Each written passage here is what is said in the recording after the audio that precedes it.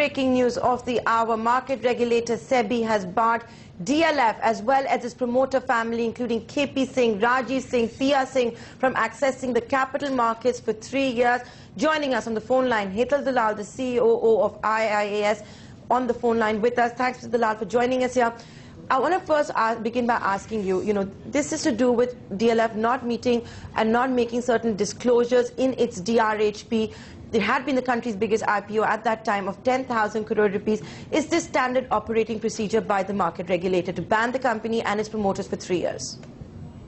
I think the way we look at it is, did the company make relevant disclosures to investors at the time that investors invested money in it? Clearly, if they made relevant disclosures, this is a serious issue. And investors have taken a decision based on poor quality information. So the fact that SEBI is now taking a strong stand against some of these things is indeed is very good, and it helps to strengthen the corporate governance standards in India. Companies should be careful about what they disclose in red herring prospectuses.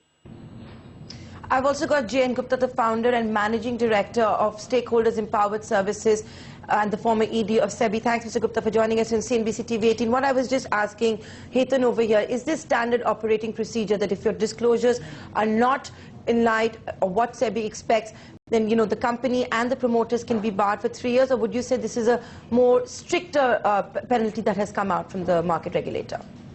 See, the fact of the matter is very clearly, when you come to public, you have to come to public with a clean hand and clean mind.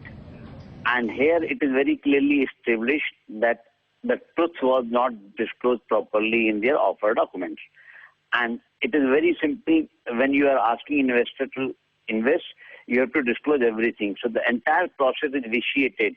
Thereby, I would say that the contract is vitiated because the proper disclosures are not made. So to me, it is a very good beginning where a lesson needs to be learned by all issuers, including merchant bankers, that now SEBI is awake, is watching, and is noticing. And anybody who makes a false disclosure or incomplete disclosure or incorrect disclosure is in for trouble sooner or later. That is the understanding I have. Mr. Gupta, we're running out of time, so my final question to you, and it could be a quick one. Is this a watershed moment? Is this the first time this has happened with the market regulator? I would say it is a watershed moment in the sense that probably for the first such big case has happened, because earlier there have been very small cases, a company trying to raise 5 crore, 10 crore, and they were asked to refund the money because of non-disclosure. But this is But this was 34 crore rupees. This is a case of 34 crore rupees. It's not a huge amount. It was a Delhi businessman who went to the Delhi High Court saying, I've been duped of 34 crores. No, and I'm not saying. Earlier, the cases on non-disclosure in IPO were for literally small companies. This is first such case which has been for such a big company like DLF. That's why it's a watershed moment.